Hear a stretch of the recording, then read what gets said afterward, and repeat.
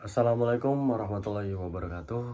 Perkenalkan saya Zaidan Zilan Imaduddin, NIM 2321212260. Di sini saya ingin membuat video mereview buku untuk memenuhi ujian tengah semester Hukum Acara Pidana. Di sini saya mereview buku Diktat Hukum Acara Pidana yang disusun oleh Muhammad Khairul Rizal.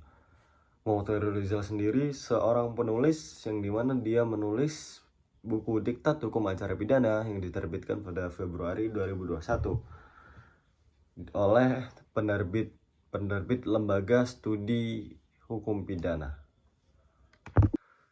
Dalam buku ini terdapat 10 bab yang dimana 10 bab ini menjelaskan secara rinci tentang hukum acara pidana yang dikhususkan terlebihnya untuk para mahasiswa hukum acara pidana yang menempuh mata kuliah hukum acara pidana.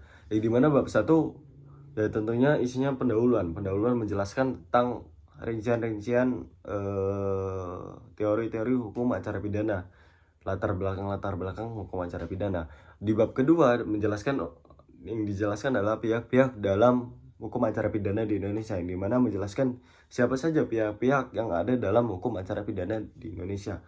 Yang ketiga menjelaskan tentang penyelidikan dan penyidikan. Penyelidikan dan penyidikan itu memiliki koherensi yang sama, namun dalam satu tugas yang berbeda. Selanjutnya ada bab 4 yaitu upaya paksa. Setelah upaya paksa ada bab 5 yaitu bantuan hukum. Bantuan hukum di bab 6 kita menemukan penutupan dan surat dakwaan. Setelah surat dakwaan di bab 7 dijelaskan pemeriksaan persidangan, yang dimana menjelaskan proses-proses persidangan. Dalam proses-proses persidangan juga dijelaskan bagaimana sih cara kita untuk berproses di persidangan. Selanjutnya di bab 8 itu adalah materi tentang pembuktian bagaimana menjadi saksi, bagaimana membuktikan suatu hukum. Di situ dijelaskan. Selanjutnya di bab 9 adalah putusan pengadilan kayak penetapan tersangka seperti. Selanjutnya di bab 10 adalah upaya hukum. Setelah putusan pengadilan mungkin ada upaya hukum lainnya seperti kasasi atau banding. Di situ dijelaskan juga.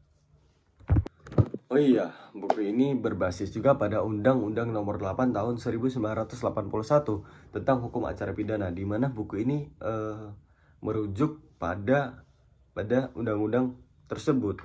Namun tak lain daripada itu, buku ini juga merujuk pada berbagai jurnal ilmiah dan juga buku-buku yang lainnya. Namun kebanyakan ada juga secara praktiknya mengambil pada putusan Mahkamah Konstitusi. Kelebihan buku ini sendiri, yang pertama, strukturnya lebih sistematis. Dalam artian buku ini tersusun secara rapi, mulai dari bahasa,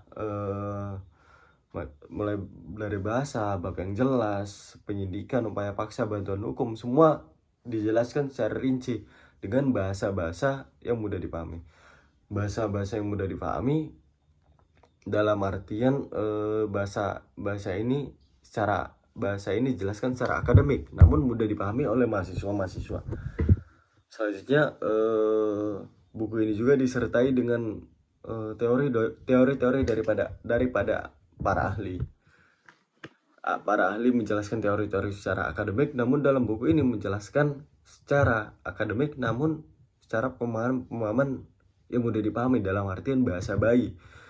Dalam buku ini nggak cuma mencakup aspek teori, namun pada praktiknya juga dijelaskan, di mana buku ini tidak hanya menjelaskan pada teori-teori dari ungkapan para ahli, namun ada secara praktiknya juga ada, dalam artian mengambil kutipan dari putusan Mahkamah Konstitusi yang dimana menjelaskan pembahasan tentang proses penyidikan, penyelidikan, dan penuntutan yang cukup rinci dan jelas. Yang lain daripada itu membahas juga tentang asas-asas sumber hukum pidana, yang dimana membahas asas legalitas, praduga tak bersalah, peradilan cepat, dan asas pemeriksaan terbuka untuk umum. di mana asas-asas itu dijelaskan juga dalam buku tersebut. Tak lupa dengan bahasa yang mudah dipahami. Referensi dari buku ini juga sangat kuat, yaitu dari KUHP, KUHP, serta peraturan-peraturan pemerintah yang baru seperti Undang-Undang Mahkamah Agung, Undang-Undang Advokat, Undang-Undang Bantuan Hukum. Di situ dijelaskan semua. Namun buku ini memiliki kekurangan, yaitu kekurangannya analisis kritis, di mana buku ini kebanyakan mencakup teori-teori yang diterima, lebih memilih teori-teori yang pro daripada yang kontra.